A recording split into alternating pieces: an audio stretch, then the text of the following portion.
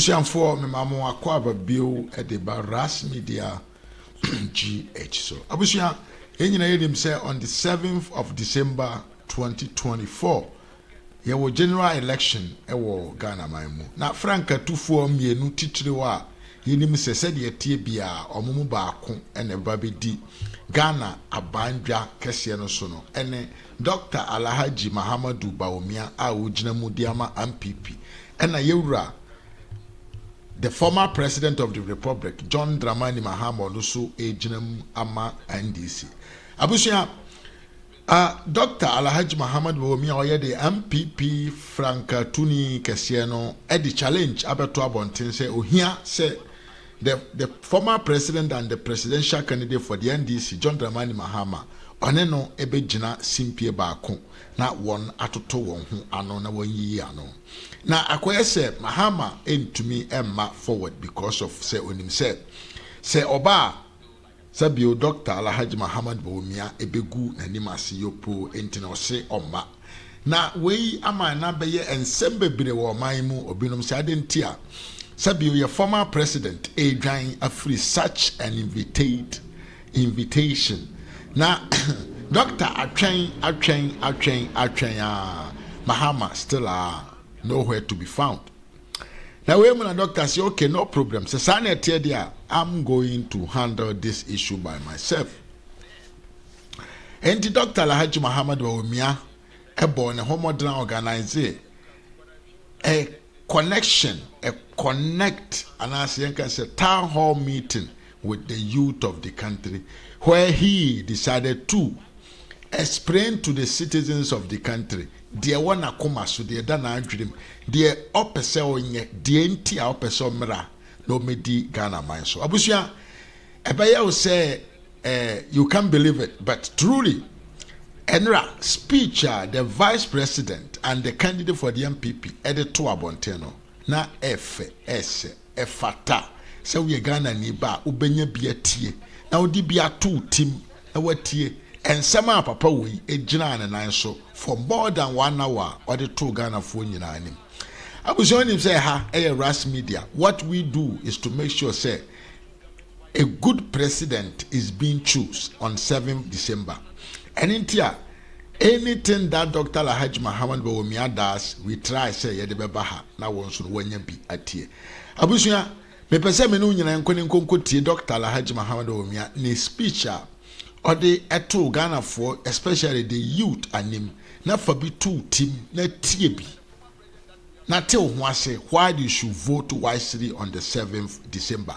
Kai who say ha ras media GH subscribe to our channel na beka abusuan kese no sanso na bese na say utie video no leave your comments because the comments are very very important to us.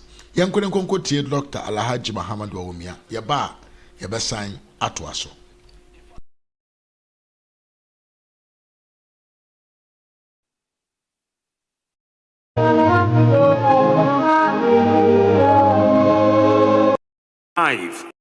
In the 9th Parliament. Secondly, you will be choosing the next president whose responsibility is to provide for your present, to facilitate your future. From what I gathered in my interactions with you as I went round the country, I can sum up the priorities of the majority of you in 3 categories: education, skills, and jobs. Once you have an education and you acquire employable skills, what is left is to thrive in an economic environment which can generate a large and expansive pool of good jobs with good pay, whether as an entrepreneur, self-employed, or employee. In my conversation with you today, I will touch on all 3 and the business-friendly environment that my government, inshallah, will generate to make it all possible. I will outline the bold economic solutions that we plan to roll out, which will make it possible to create millions of jobs if I am given the mandate on December 7th, 2024. I have chosen this occasion to have a conversation with you, the young people of Ghana, mainly to remind you of the commitment I made to you exactly a year ago to make you my number one priority.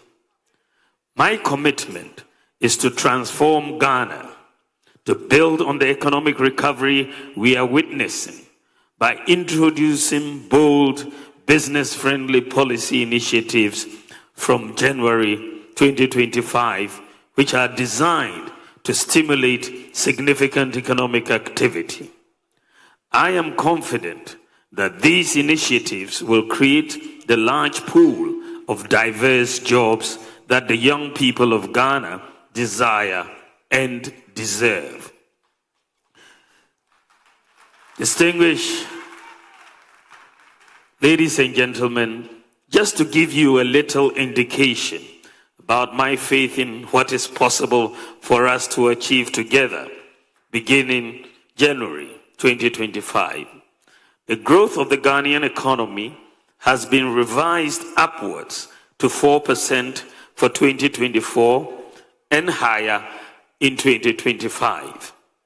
To put it into perspective, the economy grew by a mere 3.4% in 2016, the last year under President John Mahama.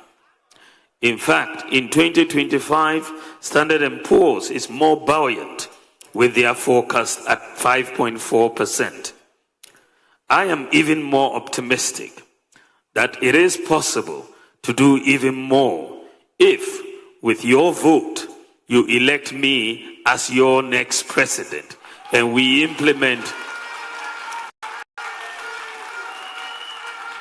implement my comprehensive business-friendly and job creation programs as outlined in the MPP manifesto, some of which I will highlight here.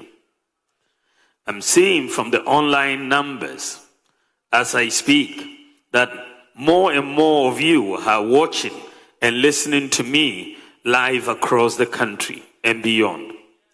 I thank you for your attention. I know many of you will be voting for the first time next month. Indeed, 8 years ago, many of you were too young then and therefore could not vote in 2016. Perhaps too young to remember self-inflicted crisis and homegrown hardships that my opponent put the nation through at a time when the whole global economy was rather stable and growing. You may not remember much that Ghanaians endured unforgiving doomsday for well over 4 years. If we were lucky, the lights would come on some part of the day and off for a whole 24 hours the next day, and so on.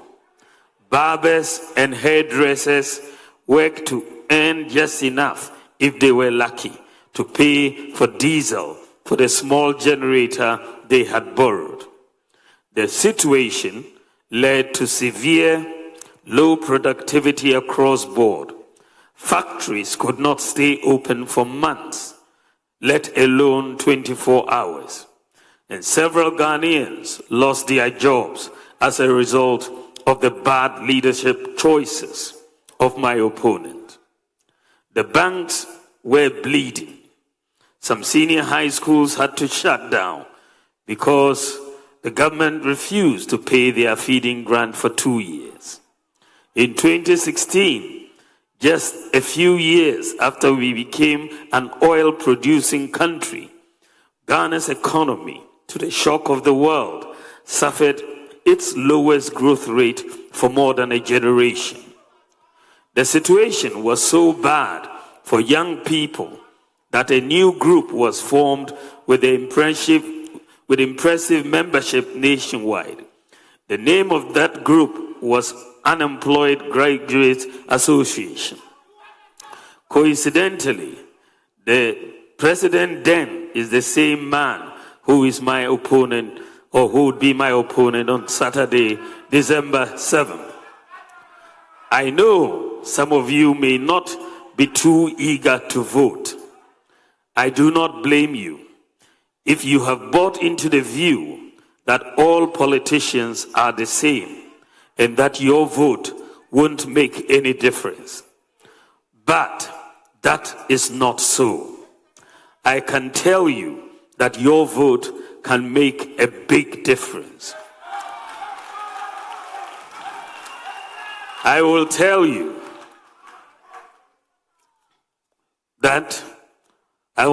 why we are all not the same and cannot be the same. I am not John Mahama. He is a former president and a former vice president and president.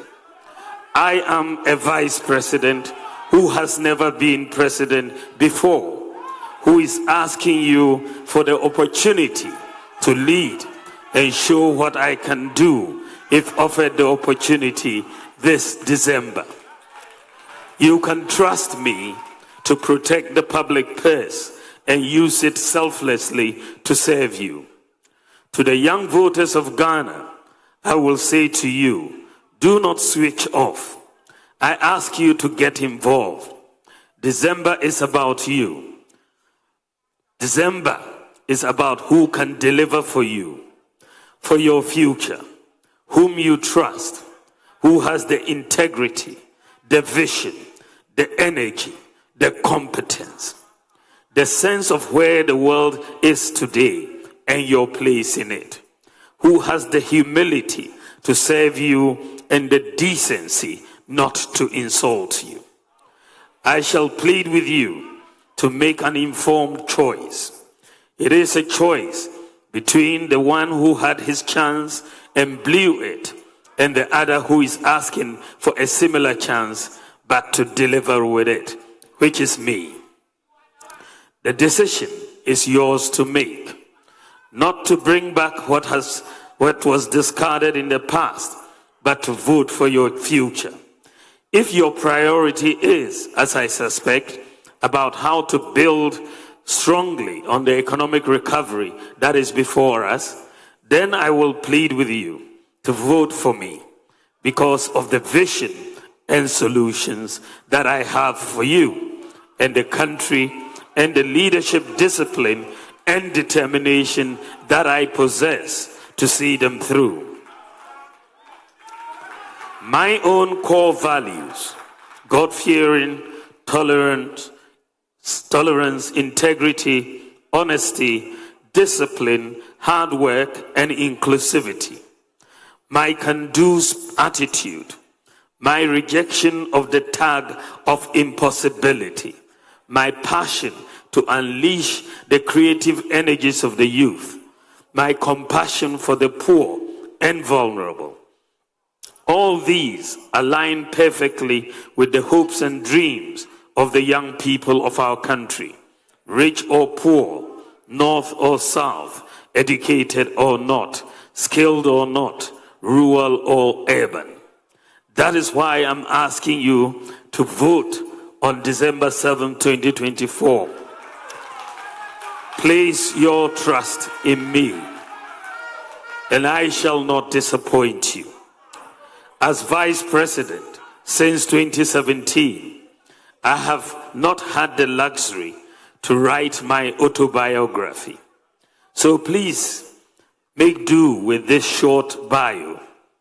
I was born in Tamale on October 7th, 1963, to Alhaji Mumuni Bawumia and Haji Mariama Bawumia. I attended Sakasaka Primary School in Tamale, Tamale Secondary School, Buckingham University in the UK for my first degree, Oxford University for my master's, and Simon Fraser in Canada for my PhD. I know what it's like to be unemployed. I have been a farm laborer before. I have been a taxi driver before. I have been a cleaner before. I've been a teacher, a technocrat, a banker, a running mate, a vice president, a father, and a husband.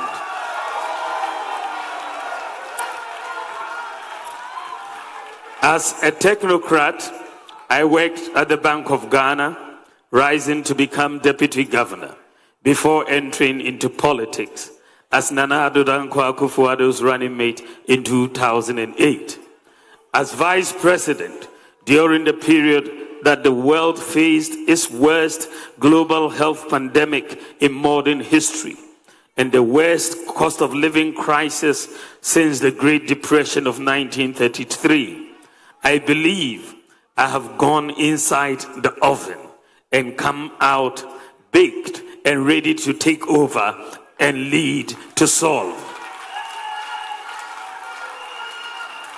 I know firsthand the untold hardships we have had to endure as Ghanaians, and I know what to do and what not to do in order to protect the gains we are making and to go on to build with urgency on them.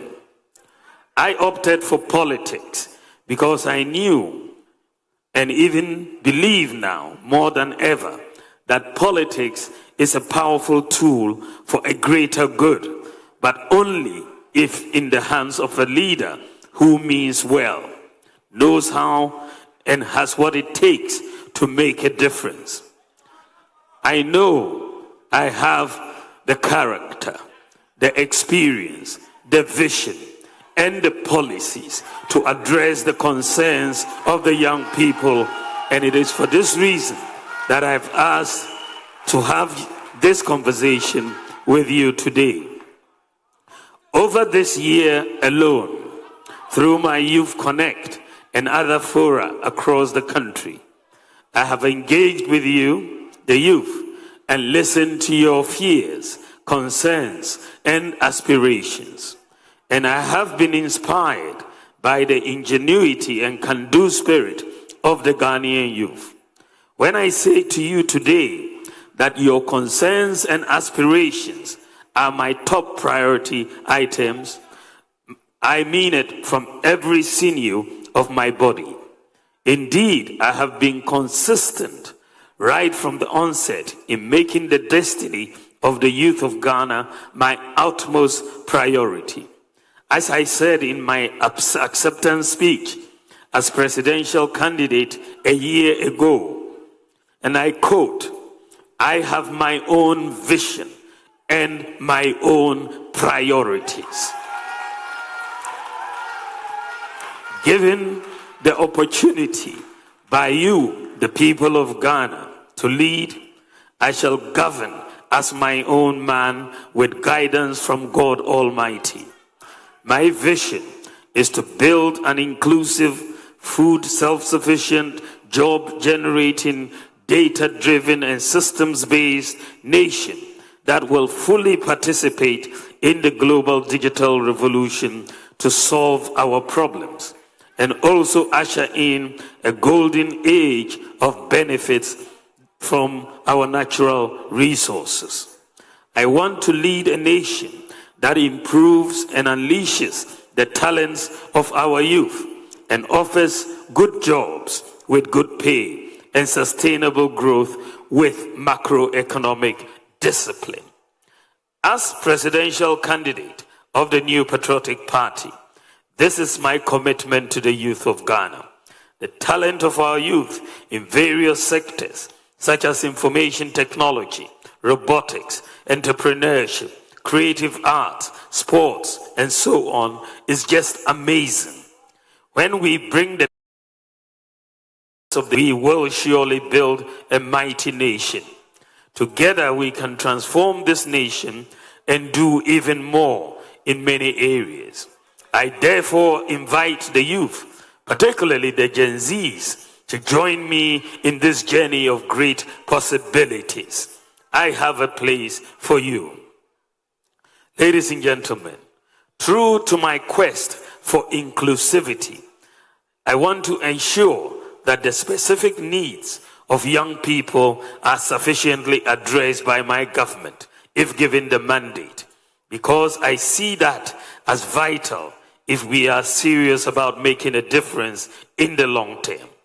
If you elect me as your next president, I promise to involve you, the young people of Ghana, in the formal political processes, your voices to be heard and your ideas drafted into formulating policies of government.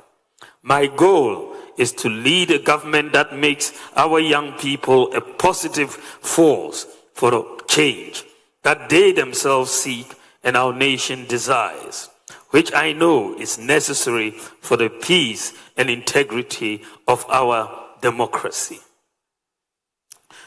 Ladies and gentlemen, our job creation plans.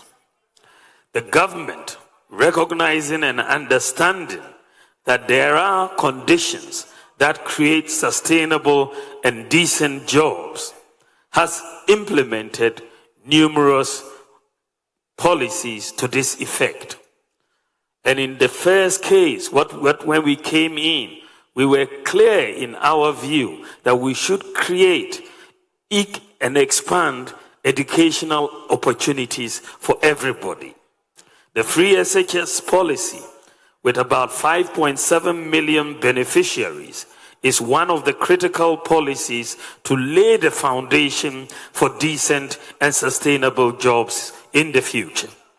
Expansion of second cycle education with the free SHS policy enhances the skills of all beneficiaries who some hitherto might have fallen off the educational ladder due to financial challenges. Technical and vocational educational training, TVET, has not been left out. There is a need to train Ghana's labor force with the right skills needed to drive industrialization. And this is why we have made TVET free, just like senior high school. The Akufo-Addo-led administration in the last 8 years has undertaken massive investment in TVET. In fact, I believe that this is the largest investment in TVET by any government since independence, including science, technology, engineering, and mathematics, STEM.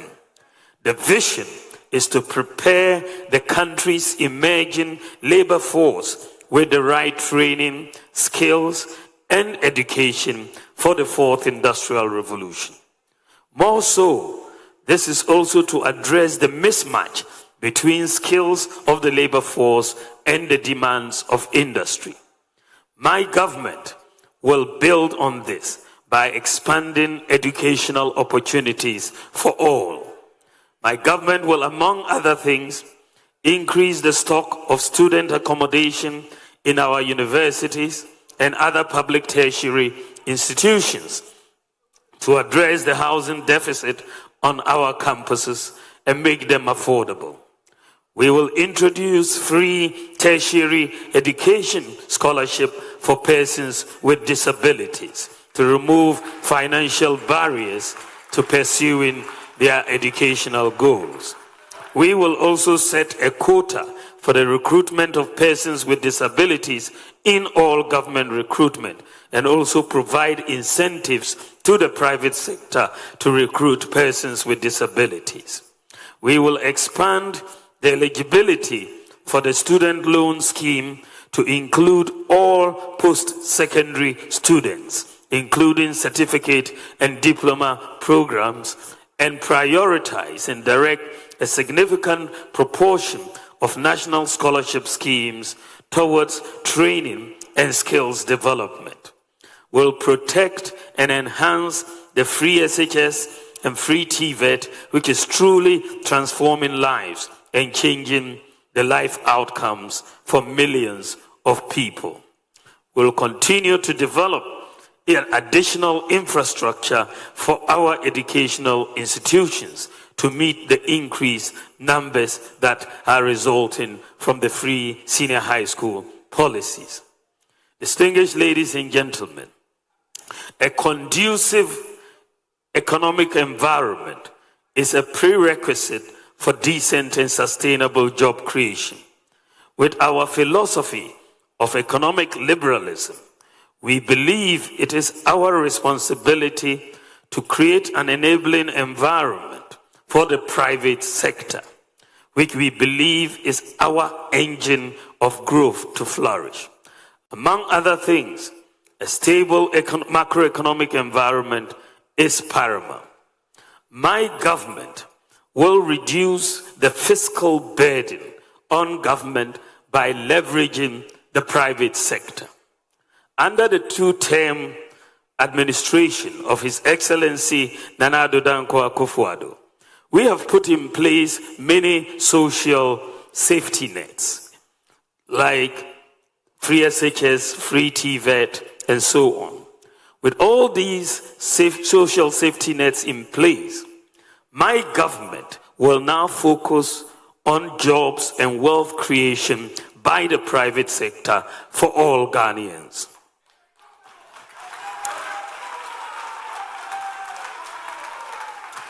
My administration will incentivize the private sector to complement government in the provision of many infrastructure and other services to reduce government expenditure and improve maintenance. We are going to do something that has not really been done in Ghana before. We are going to move to engage the private sector to build roads, schools, hostels, houses for government, and to rent or lease to own. The demand for roads construction is massive, and this has historically placed a huge burden on the budget. I believe that the private sector should finance the construction and maintenance of roads through PPP concession arrangements. Also, government will move towards leasing rather than purchasing vehicles, printing equipment, and so on. The private sector will have the responsibility for maintaining the equipment. With this approach, the budget can save very significant outright cash expenditure annually from various items across ministries, departments, and agencies. So with this solution, and this is why I'm saying we haven't done this before, if you need to buy 700 buses for schools, there's no point in government trying to fork out all the money to go and buy 700 buses. We will say to the private sector, government needs 700 buses for our schools. The private sector will then lease government 700 buses, and then we will pay over time. We don't have to expend all the cash at once. So every school will get a bus. We need hostels or dormitories. We don't have to build them. The private sector can build them, and we will pay the rent over time. So they will save a lot of money. You need to buy, vehicles for government officials. You don't need to look for cash to pay for all of them. You ask for a lease and do so. Roads and so on. So this is the thinking behind this policy. And I am going to the move to include the private sector in the provision of many services will therefore create fiscal space. And we are proposing in the first 4 years, we're going to move immediately 3% of GDP of government expenditure to the private sector. 3% of GDP comes up to about 30 billion Ghana cedis. And we are moving that to the private sector. This is jobs. This is jobs for the people. The private sector has an incentive because the private sector knows the government is going to rent this building. If I build it, they will build it quickly and they will rent it and we will pay. So you will not have many uncompleted projects around the country because the private sector has an interest in completing all all of these projects, whether it's hospitals, whether it's schools, whether it's roads, because they know they will be paid, and their banks know they will be paid, and the pressure on government will be much less. This represents a major paradigm shift, and this is why it's very new structurally in our budget. We are also going to make sure that we continue the infrastructure program that we are engaged in many projects. We will complete all the Agenda 111 hospitals. Some will be completed this year. Most will be completed next year. But the good thing is that we will be able to recruit about 70,000 to 72,000 health personnel in the Agenda 111 hospitals. We have focused a lot on roads, and we have not yet finished, but we focused a lot on roads in our last 8 years.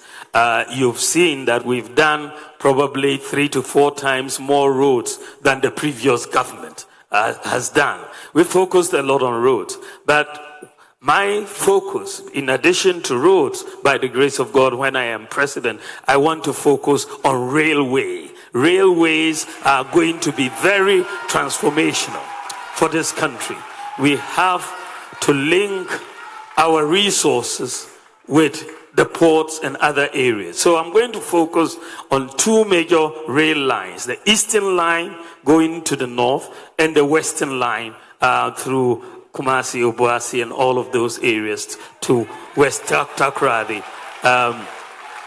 So we are going to focus on the rail, and not just focus on the rail. I was having a discussion with the dean of the railway school at UMAT in Takoradi the other day, and I said to him, why do we have to import so much to do rail? Because Ghana had been seeing railways since the 1920s. And I want to challenge you that all the key materials, the blocks, that you use, the steel and all of that, let's manufacture all of them in Ghana.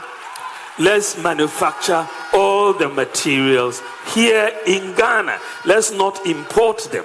Now, if you are going to do that, you are going to create jobs, and as you lay these rail lines across, we will do it. So let us master the technology. We can do it. And he agreed with me that it was possible, and we are going. So I'm going to insist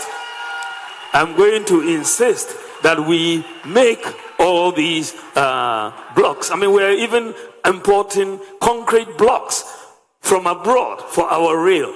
Concrete blocks, so we have to stop that. We are going to use local materials, which we have the resources to make the steel for the rail lines and create the jobs for our people. So I'm going to focus, because for this country to transform, we need rail. We need rail to explore our bauxite deposits, our iron and steel deposits, and all of that. So I'm going to focus in my presidency in making sure these 2 lines, the Eastern and the Western, come into being for Ghana to prosper and for us to create jobs.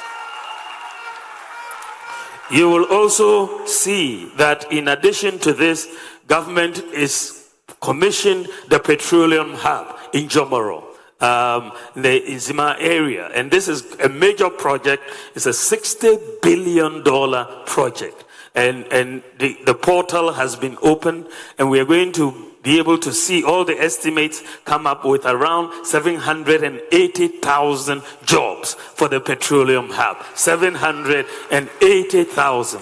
The petroleum hub, as at now, has opened the portal for recruitment and for training already, even before the actual work starts on the ground. So they've opened the portal for the recruitment, but this is going to be a major transformational policy, the petroleum hub, which will come, we are going to support. As president, I'm going to move very, very hard for it to come into being. But we are looking at 780,000 jobs with the petroleum hub as we speak. So we have also infrastructure coming up. We've just signed an agreement for a concessional loan with South Korea. The president reached that agreement. It will mature by the grace of God and begin when I am president. $2 billion of infrastructure. And we are going to be building many pieces of infrastructure across the country. We've put together the list of projects that we are going to construct with this, and it's going to create a lot of jobs with this $2 billion investment.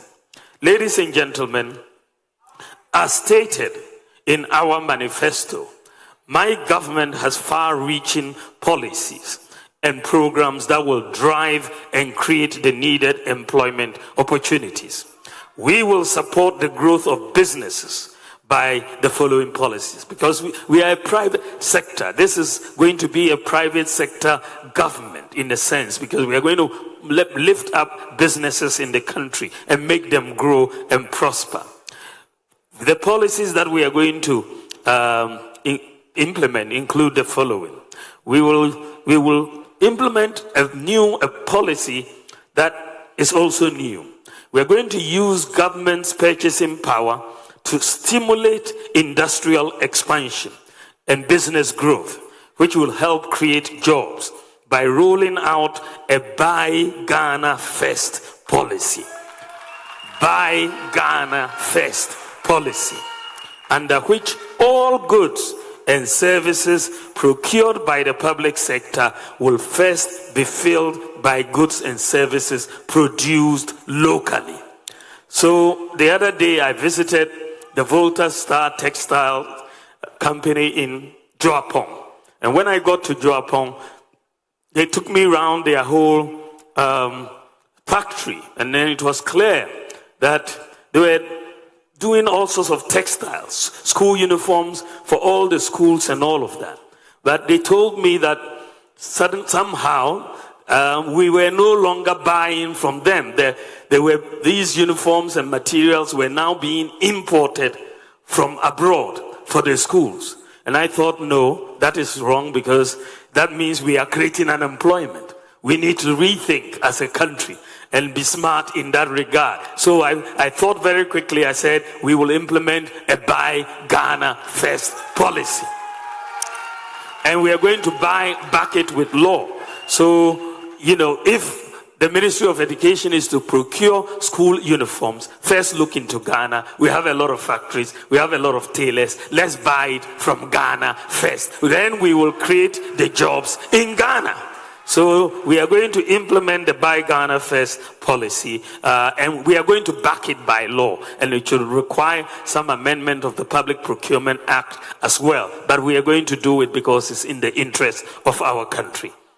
We will also establish an SME bank, a bank for small and medium enterprises, to meet the special financing needs of SMEs, which employ over 80% of Ghanaians. Because SMEs employ over 80% of Ghanaians, we really need to focus on their needs if we are to create jobs. And so we are going to set up an SME bank to do this.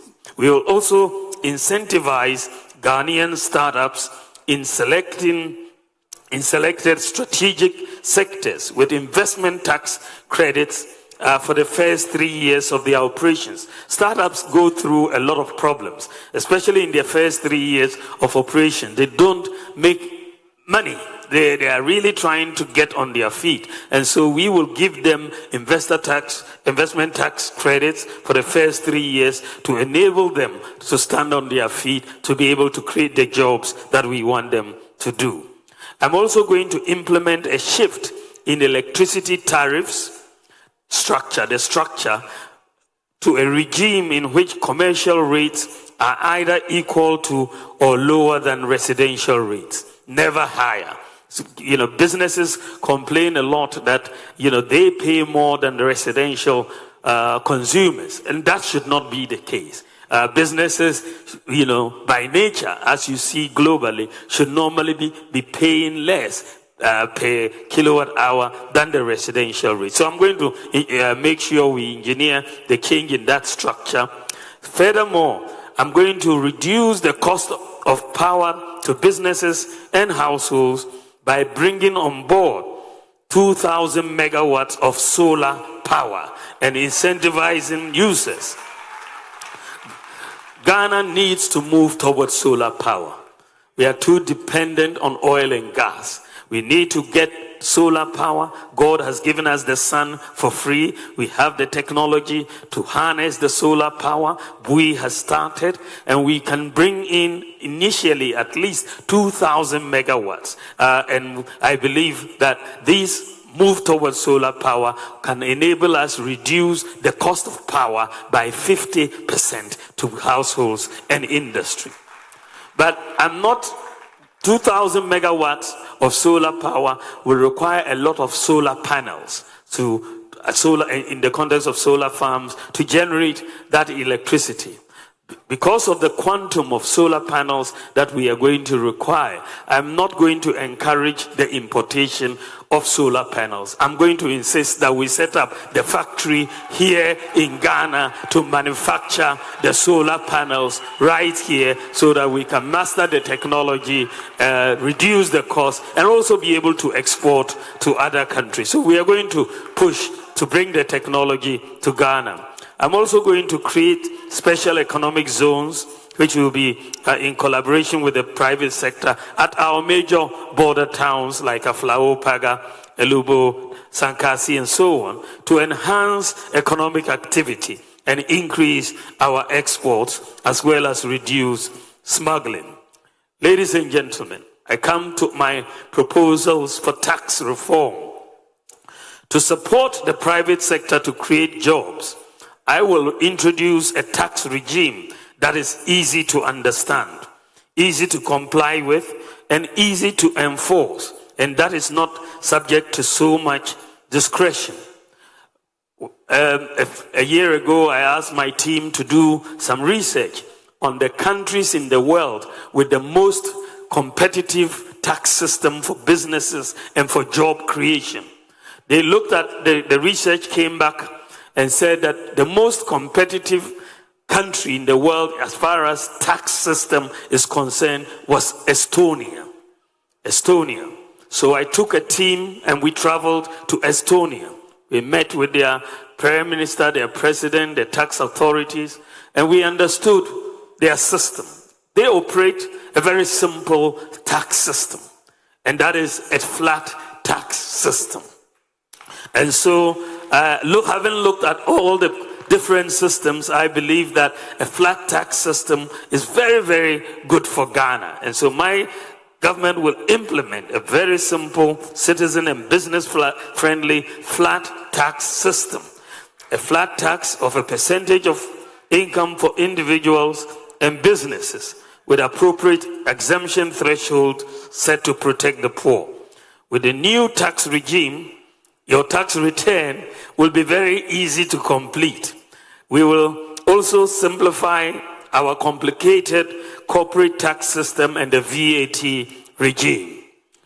Tax digitalization will be implemented across all aspects of tax administration, and everyone will be required to file a very simple tax return electronically through their mobile phone or computer.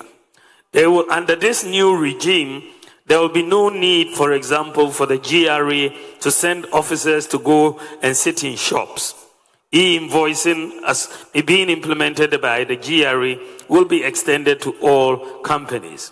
We will also introduce a flat import duty regime for all importers, bringing predictability and stability to prices of imported goods.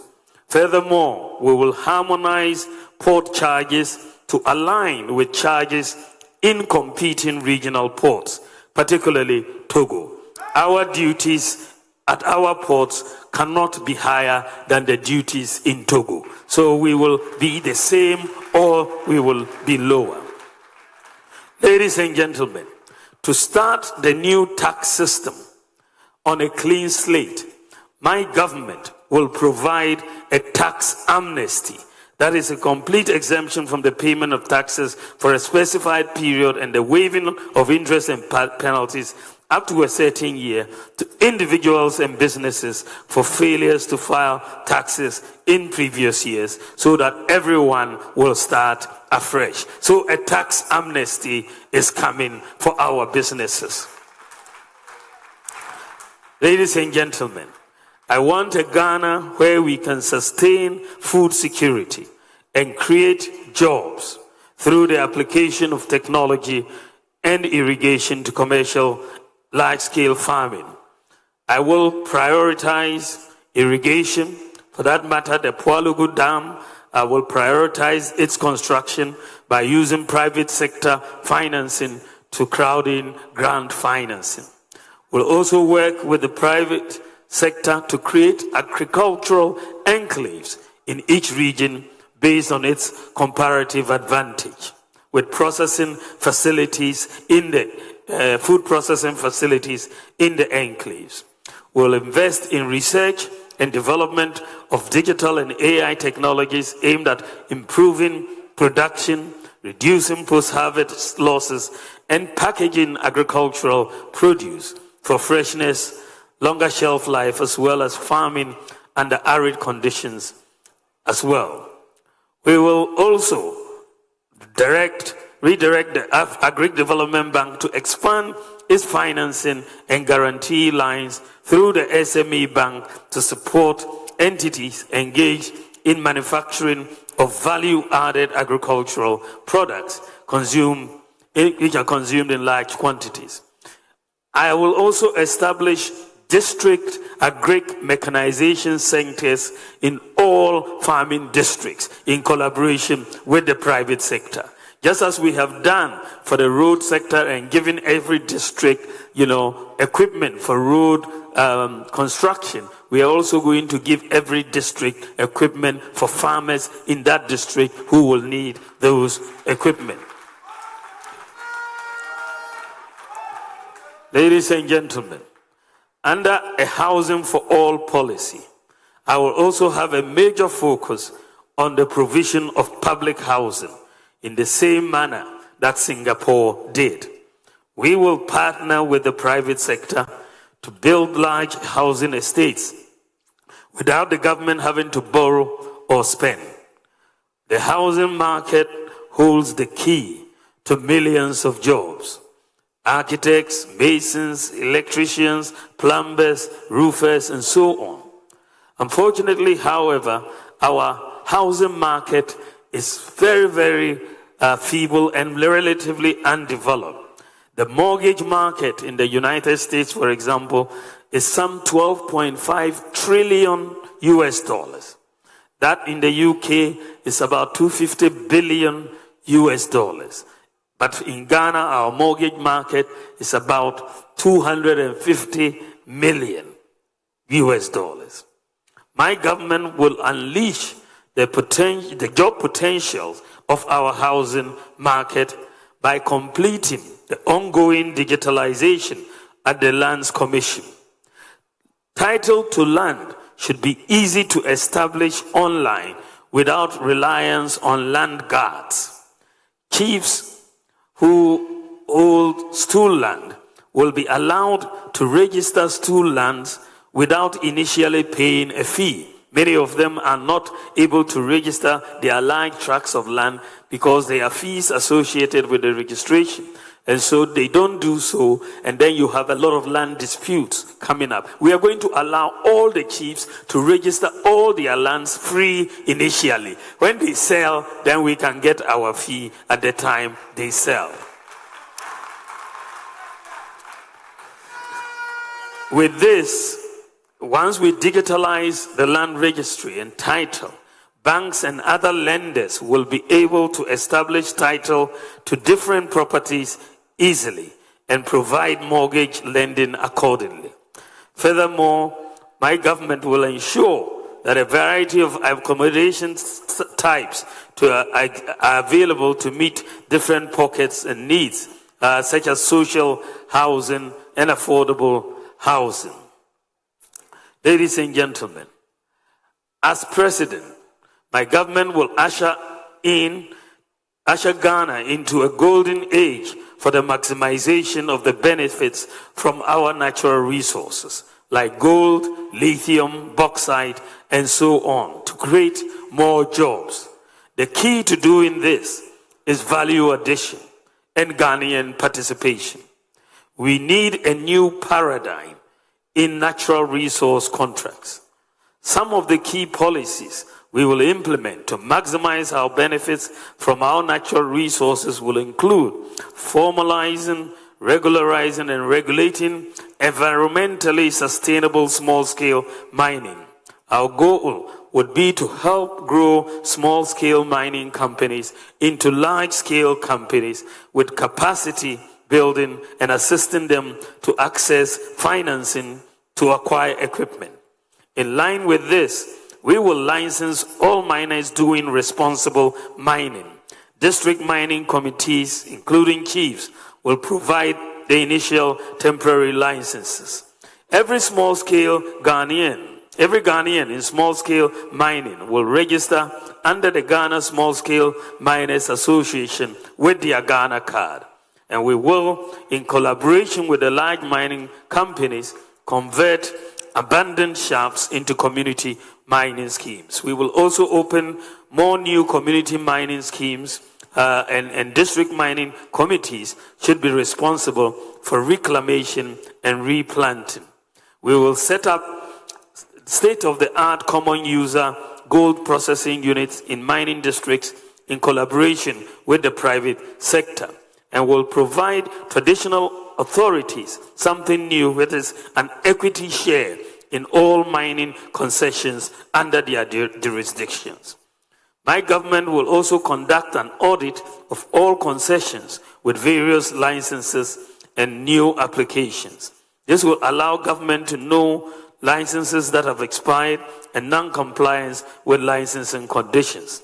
We will also establish, in collaboration with the private sector, a minerals development bank to support the mining industry.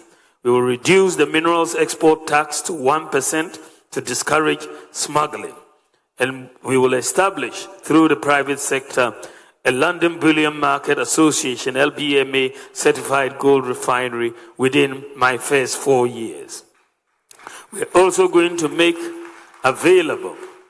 One of the problems we have, as I have noted before with Galamsey, is that many people who try to mine have no idea whether there is gold there or not. They do trial and error. But we are going to ask the Geological Survey Authority to provide data on our reserves to small-scale miners so that we know when we say, here there is gold, and this is how you should mine it responsibly without destroying the environment. We'll scale up the use of mercury-free gold catcher machine technology, which is less damaging to our environment. Distinguished ladies and gentlemen, many people, I now come to the digital economy. Many people, including my opponent, do not understand the link between digitalization and the economy. Today, we are in the fourth industrial revolution. The world economy, the global economy, is moving into a digital economy. So if you don't digitalize, you are going to be left behind. There's not going to be much of an economy for you. And this is so simple, and I just sometimes don't believe that it is not understood.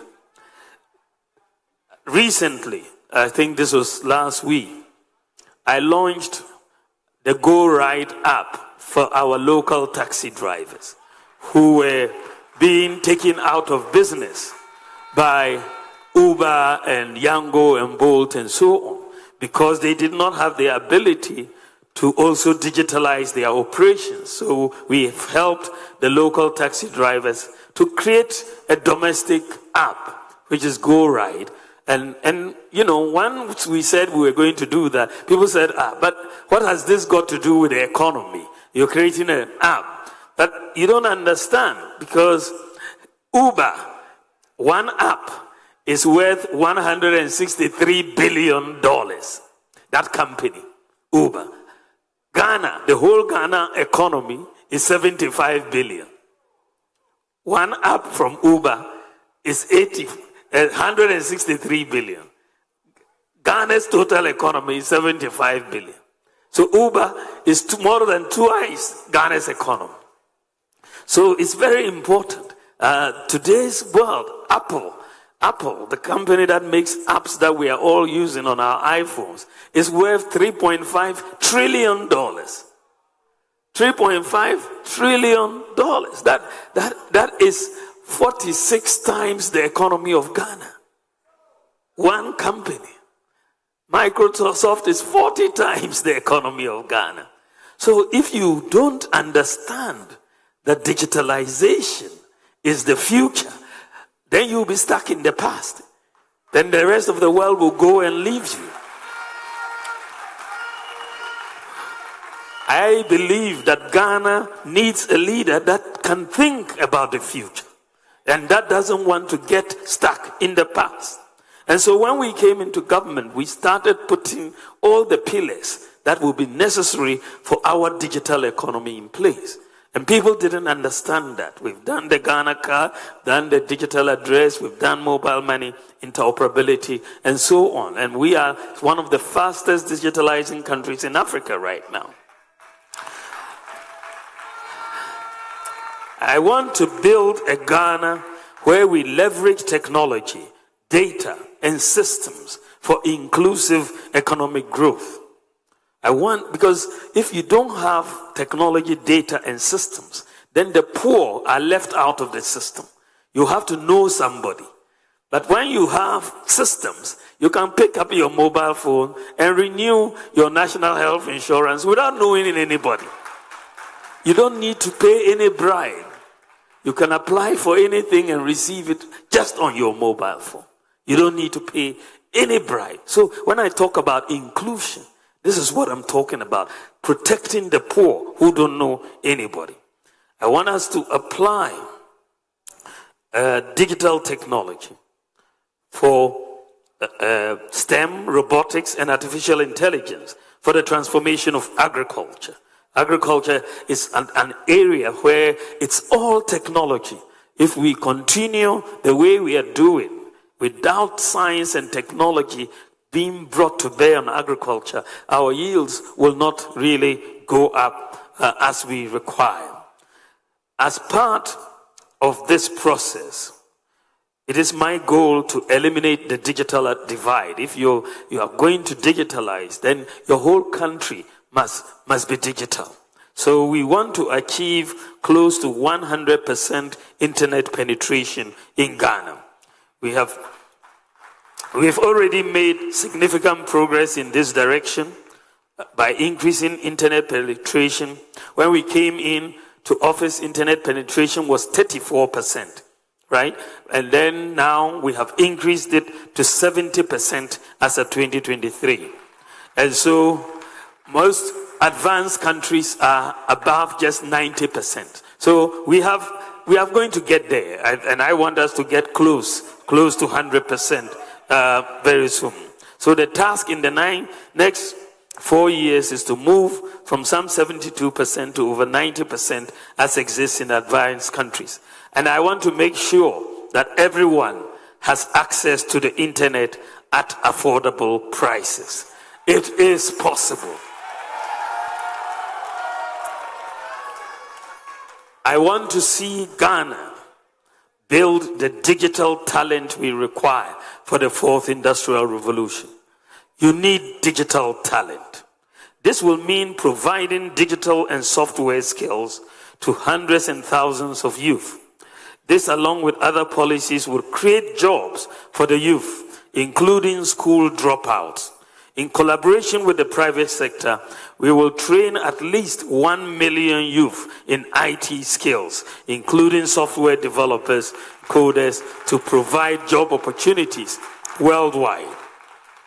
So with your digital skills, you are able to sit down in Asankragwa or in Funsi or in Sefiyu also, and you'll be working in America, in Canada, in the UK, right from here in Ghana. Generally, there will be an enhanced focus on TVET education. My government will also support the establishment of a national open university Ghana in collaboration with the private sector with a focus on ICT, TVET, and STEM. To prepare our children for the fourth industrial revolution workplace, I will enhance the positioning of the education system towards STEM, robotics, artificial intelligence, and vocational schools to cope with the demands of the fourth industrial revolution and job creation. My government would make coding and robotics standard in senior high school. Furthermore, to become a digital hub in Africa, Ghana's telecoms industry needs more investment. The cost of data for the ordinary Ghanaian has become too expensive. Even though we are among some of the least in terms of prices in Africa, I still believe it is too expensive. It goes against the very ethos of our digitalization journey, and I commit to working with industry players in setting clear policy guidelines that will remove any investor uncertainty and difficulties in business planning, including the expeditious allocation of spectrum driven more by the goal of enhancing digital inclusion and less by revenue considerations. We will work with educational institutions and leading Ghanaian and global tech firms to establish a national robotics, engineering, and AI lab for research and training of young Ghanaians locally, and will provide venture capital as well as grant funding to commercially viable tech projects by Ghanaian startups to drive innovation and foster high-tech entrepreneurship, create jobs, and support the growth of Ghanaian high-tech business.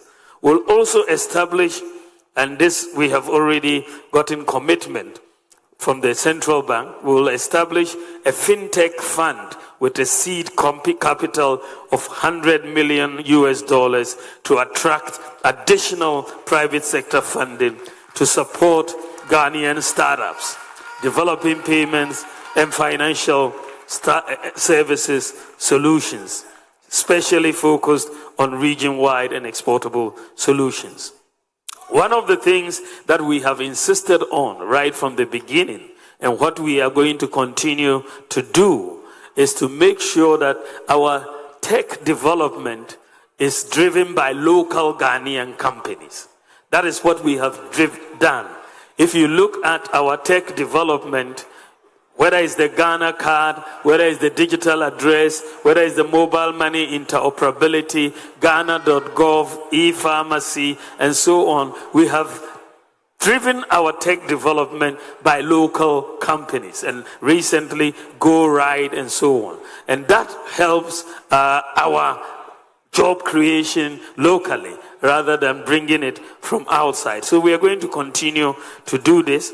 I will also be eliminating import duties on mobile phones until manufacturing capacity is established in Ghana, so that we can put smartphones and other phones in the hands of the Ghanaian public at affordable rates. On this digital journey, I will also abolish the e-levy, as we have already stated before. Ladies and gentlemen, I now come to a very important topic in terms of what we can do for job creation. Ladies and gentlemen, in advanced economies, workers are able to easily access credit to purchase basic items such as televisions, cars, mobile phones, and houses. They are able to do so because the credit system works, and it is supported by individualized credit scoring by credit rating agencies. In the advanced countries, people are able to obtain mobile phones for free under contract arrangements with phone companies, for example, based on their credit scores. But for people with impossibility mindsets, they don't understand these things. In Ghana, such a credit system is yet to take root broadly. And therefore, life is harder for workers. It is my goal to make it easier and cheaper to access credit by leveraging on our data and systems, such as the Ghana Card, Ghana Post GPS, mobile money interoperability, DVLA, GRA, bank accounts, and so on, to build an efficient credit system and mortgage market in Ghana, underpinned individualized credit scoring and digitalization and land titling transfer. It is very, very important, because without individualized credit scoring, which is broad-based, banks don't have enough information to lend to people. And so banks rather will lend to government and not lend to people. But if you have individualized credit scoring, people can buy things. If you're a nurse, you're a teacher, you're a taxi driver, you're a mechanic, you're someone who vends, a street hawker, even a kaya, as long as you can show income coming in through your Momo accounts and so on, you can have a credit score, and the bank can give you credit, and you pay small over time. With a credit scoring system, you don't need to know somebody to get your credit. We will be moving into digital lending. Digital lending. You sit on your mobile phone and receive a credit to say, this is your loan, go and spend it. That is, you don't know anybody, but you have a credit score, and you'll be given the loan based on your credit score. And so we are going to move into a new era that exists in the advanced countries. So you don't need to know somebody to get a loan from Maslow or this or that or that. No. The credit score then becomes your guarantor and the key to open the door to access credit. We're going to move Ghana into a new era. We started, putting things in place when we came into office. In the advanced countries, the individualized credit scoring is based on 3 critical pillars. Number 1, everybody has an ID card or an ID number. Otherwise, you won't get credit. Number 2, everybody has a house address. If I give you a TV to pay on credit and you don't pay, I'll come to your house and pick it up. Right? So everybody has a house address. And number 3, everybody has a bank account. So when we came into office, looking ahead, we decided to put these things in place. We've done the Ghana card, so everybody has an ID. We've done the digital address system, everybody has a digital address. And we've done mobile money interoperability, which means practically everybody has a bank account in Ghana. In fact, let me give you one statistic. Ghana is the only country in Africa that has 100% access to financial inclusion. The only country in the whole of Africa, 100% access. If you don't have because in Ghana, our Momo accounts work like bank accounts. They are interoperable with bank accounts. That is the big difference. And so, if you don't have a mobile account, it's because you don't want one. But if you want one now, right, sitting here, you'll be able to open one. It's that simple. And so, we have elevated our financial inclusion. We are the country with 100% access to financial inclusion. So, when we came into office, we put in these 3 pieces. Ghana card, digital address, mobile money, interoperability. And this is now the foundation for credit scoring. So when we were talking digital, people could not relate it to the economy. They couldn't see what I was seeing. They said, why is this man focused on digital? It's not the economy. But the digital is going to give you money. Right? So we've now put all these things in place. And I thought that we will be able to start the credit scoring system next year. But by the grace of God, we are going to start it this year before the end of this year. It is going to make life much easier for Ghanaians as we build our credit and then be able to access loans just like they do abroad. I'm told that the country in the whole of Africa that has an effective credit scoring system is South Africa. We also have systems in Mauritius, in Kenya, in Egypt, and so on, but they are not apparently as effective. But be that as it may, we will be joining the list few countries in Africa with individualized credit scoring systems. And I will launch Ghana's credit scoring system on November the 7th. So just in a few days' time, Ghana will join what we were thinking only exists overseas. But this will change the game. This will change the game for Ghanaians and for the youth, because a lot of people just want a loan to start a business. You could get a loan, and this is why it's a very, very good policy.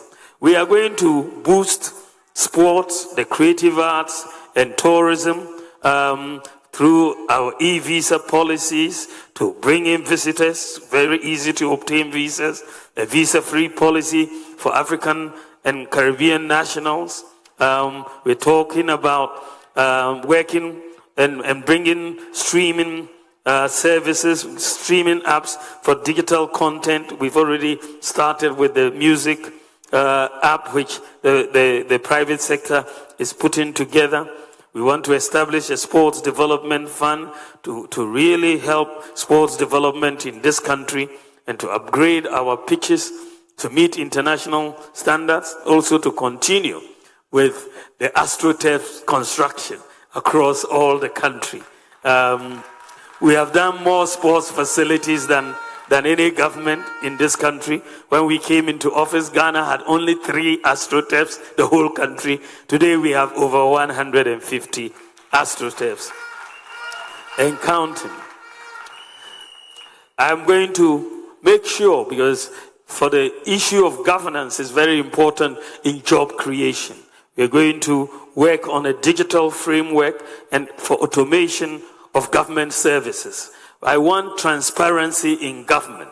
And so I want the whole of the public sector to go on a digital platform so that you will have complete transparency. And not only do we have a digital platform, it's going to be a platform which is blockchain backed. Blockchain backed means you have complete traceability of all actions that government is taking. You cannot take a decision and hide. It is available for everybody to see, and that is how we tackle corruption. So we're going to bring in blockchain, we'll put government on a digital platform and make sure that we are able to do this. One of the most potent weapons against corruption is transparency. And you see that a lot of corrupt activity is cash-based. And I want us to really move more in the area of electronic payments to be used in transactions as opposed to cash. So I would like to bring Ghana close to a cashless economy in the shortest possible time. The Bank of Ghana has made a lot of progress in this direction by putting in place a lot of systems and infrastructure that is required. And these include the mobile money interoperability, merchant interoperability, universal QR code, eSwitch, Ghana Pay, and so on. So we have the necessary infrastructure, and recently the bank has piloted the ECD, which is a major transformation, and I believe that by next year, the central bank, I believe, will launch the ECD. And this will really be, from my point of view, one of our ultimate weapons in our fight against corruption, because it will provide transparency, reduce the risk of fraud, robbery, tax avoidance, and the movement of money, and identify suspicious activity so that we can do that. Ladies and gentlemen, We must collectively have a mindset of possibilities and not impossibilities. The challenges we must overcome as a country are too important to let our political differences derail us. There is a critical failure of mindset that manifests itself in the absence of core values, patriotism, and principles within our society. We need to invigorate the can-do spirit of the Ghanaian to believe that we can even do better than we have ever imagined, and we can be world beaters if we put our minds to it. We can be proud of some of our accomplishments to date. Ladies and gentlemen, many may not know, but even in our current circumstances today, Ghana has the second highest education quality in Africa. The second highest education quality in Africa. Tunisia is number 1. Ghana is number 2 out of 54 African countries. Secondly, Ghana has the 7th lowest multi-dimensional poverty rate in Africa. The 7th lowest out of 54 countries. Multi-dimensional poverty. Ghana has the 7th lowest. Thirdly, Ghana is on the list of countries with zero hunger. Zero hunger. Fourthly, Ghana is second on the list of countries with decent work and economic growth in Africa. Second, out of 54. Fifthly, Ghana is the only country in Africa with 100% access to financial inclusion by its population. Ghana has the fastest growing mobile money market in Africa. 7, Ghana has the 3rd highest food security in Africa. After South Africa and Kenya, Ghana has the 3rd highest food security in Africa. 8, Ghana is ranked 3rd in Africa in terms of affordable internet rates. Even though for me, I still think it's too high. But the ranking gives us 3rd. 9, Ghana has the largest medical drone delivery service in the whole world. The whole world. Ghana has the largest medical drone delivery in the whole world. 10, the Mo Ibrahim Index indicates that Ghana is the 7th best governed country in Africa. The 7th best governed country in Africa. 11, Ghana is on the list of 10 countries in Africa with the lowest petroleum prices. 10 countries, the lowest 10 out of the 54, Ghana is on that list. Number 12, Prempeh College and Mamfi Methodist Girls Senior High Schools have won world robotic competitions. World robotic competitions. So it is possible. It is, I'm just mentioning these to let us know that we should be confident about the future. It is possible to be world beaters. We can do things much better than the rest of the world, not just African countries. Let us think big. Let us think about possibilities. It is possible for us to be the best in the world. As I conclude, ladies and gentlemen, I believe that as Vice President, the policies I have championed or initiated have impacted or will impact the lives of virtually every Ghanaian. These include the Ghana card, the digital address system, mobile money interoperability, Agenda 111, e-pharmacy, Ghana.gov, one constituency, one ambulance, Zongo Development Fund, paperless ports, motor insurance database, renewal of NHIS membership on the mobile phone, the Ghana card number as your TIN, SNIT, and NHIS number, zip line drone deliveries, gold for oil, gold purchase program, and so on.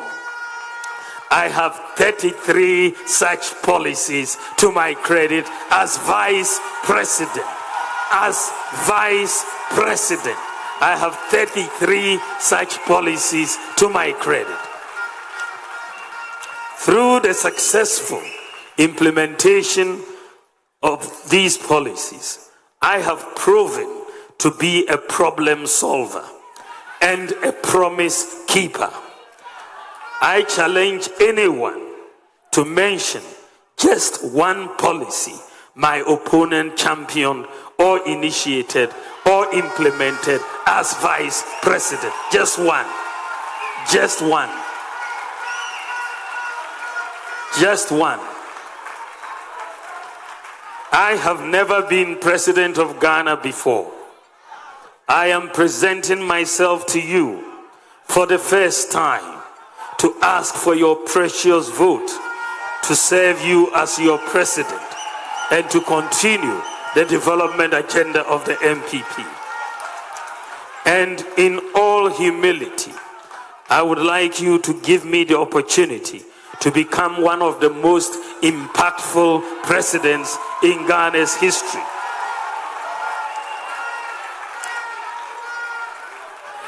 In me, you will have a brand new tear robber president, not a second-hand failed president.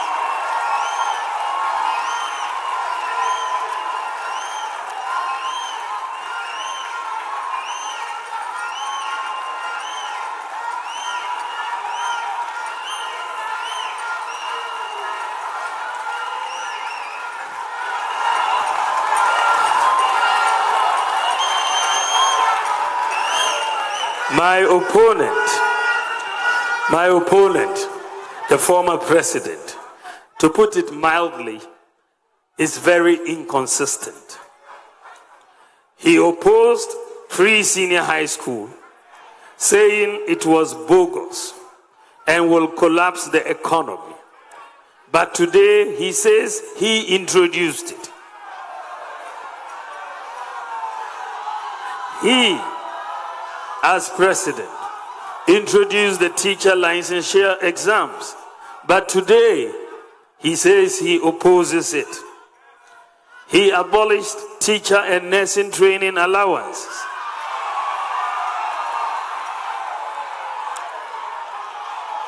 He said he would abolish it even if it cost him the presidency. But today he says he will continue to pay them. He is not committed to it. It's just for political expedience. He has touted in the past infrastructure as one of his achievements. But because our infrastructure record is superior to his, today he says that infrastructure doesn't matter for the economy, that the economy is different from infrastructure. How can that be?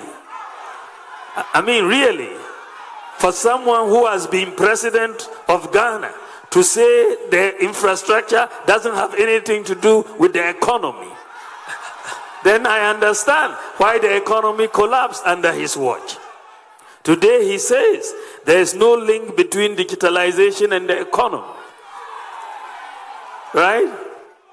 How can that be in this fourth industrial revolution?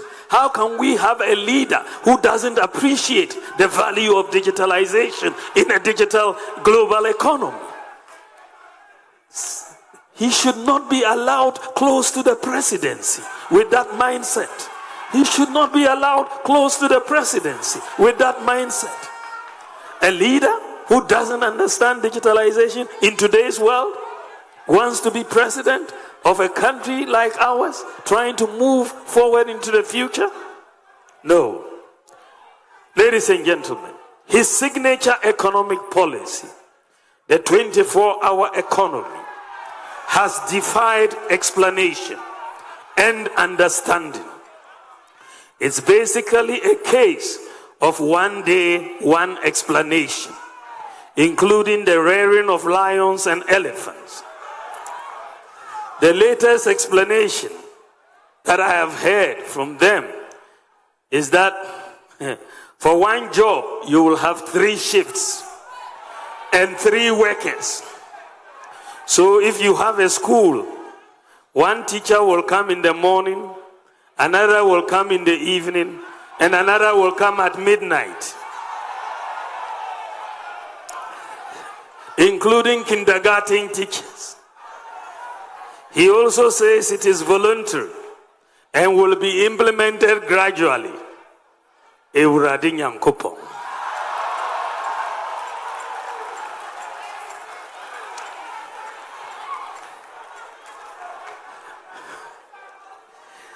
Ladies and gentlemen, I am determined to make a difference, a positive difference. I will work for you and with you, with honesty and integrity, with wisdom and decisiveness. I have clarity in my mind as to what I want to do from day one if you make me president. I will not ask for a honeymoon to cool off and think about what to do with the responsibility you would give me. I am prepared and ready to work if you give me the opportunity. You know what I stand for.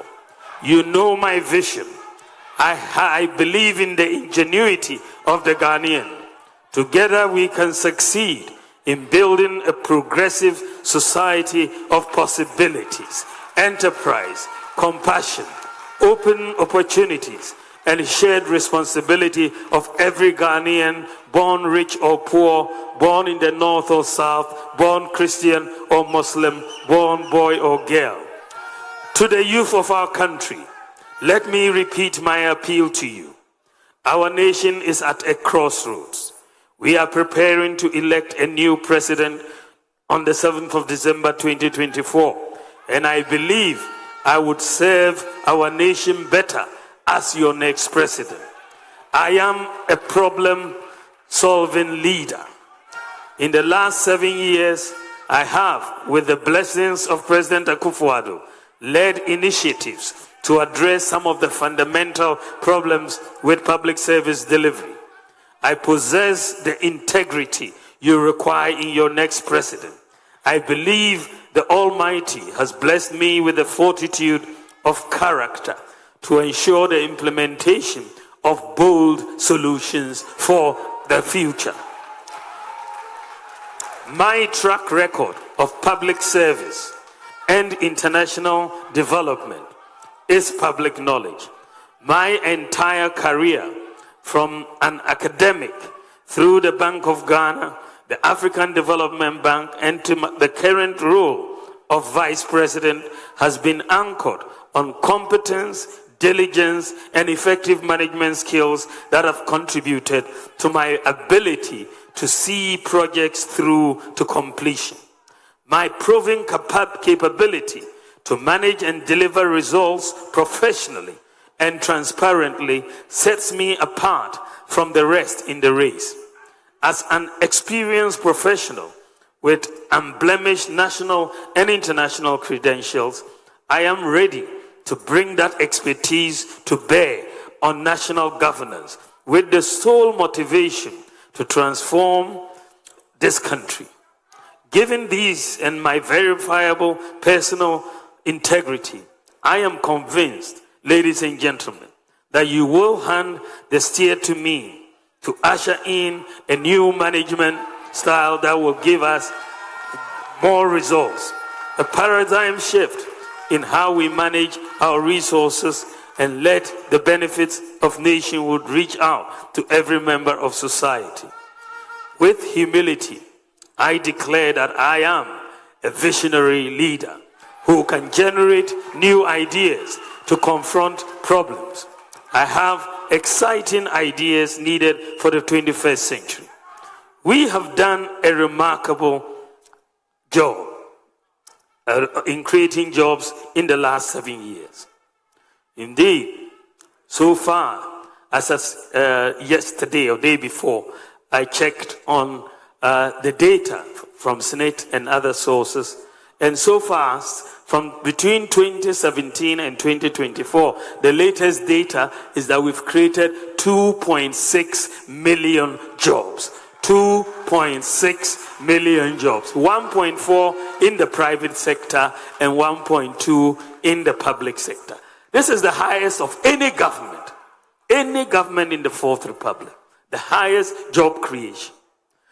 We have more to do because we still have high unemployment. Our youth still need jobs, but we have done quite a bit.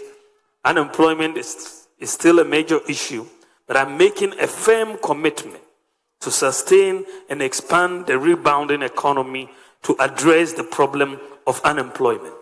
With COVID, what I want you to put your minds to as I conclude, if with COVID and the Russia-Ukraine war and all the global depression, the worst since the Great Depression of 1933, if with COVID and all of these global problems, the high increase in the cost of living, depreciation, exchange rate, debt levels going up, all of that hit us. Notwithstanding all of that, we've created 2.6 million jobs. Can you imagine what the next 8 years under my presidency will look like? Just think about it. Just think about what we are doing for businesses. Look at 30 billion we are going to be passing on to the private sector. Look at the 780,000 jobs from the petroleum sector alone. Look at the 1 million digital skills that we're going to train in the youth. Look at the infrastructure, the railways, the 2 billion Korean facility, the health facilities, Agenda 111, the housing. Just think about all of this. If in 8 years, with all the challenges, we were able to do 2.6 million jobs, it shows by just plain logic and reason that we will do much more than 2.6 million in the next 8 years. I expect us to go to at least if we proceed on this trajectory for the next 8 years, we should, with all of these different aspects coming, I am looking at us moving to create 4 million jobs in the next 8 years. We've done 2.6, almost 3 million. So we can do 4 in the next 8 years with the new policies that we are coming with. It is possible. It is possible. It is possible. With your support, prayers, and God's guidance, we can win together. It is possible. Thank you for your attention. God bless you and God bless our homeland, Ghana. Ladies and gentlemen, put your hands together. Thanks for staying with us here on the Joy News channel, also on Joy 99.7 FM, also on myjoyonline.com. What you Abusia ene da ho no ye nyina yetie nsem a Dr. Alhaji Muhammad Bawumia ede ebeto abonten ye nyina yetie na my question remain always the same thing. What do you think about all what Dr. Alhaji Muhammad Bawumia has said? Leave your comment at the comment section on the bottom line, and also don't forget to subscribe to the channel. Makramo.